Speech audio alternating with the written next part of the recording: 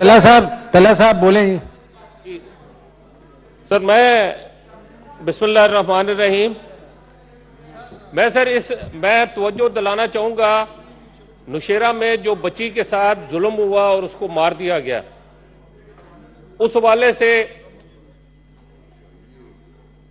तला साहब ये पब्लिक इंपॉर्टेंस है ना, इसको ले लेंगे बाद में आफ्टर द। मैं सिर्फ ये चाहता हूं कि ये मैं जो पॉइंट रेज कर रहा हूं, अगर आप इसे कमेटी में रेफर कर दें, मैं वहां पर डिस्कस कर लूंगा। ये बड़ा इंपॉर्टेंट इशू है।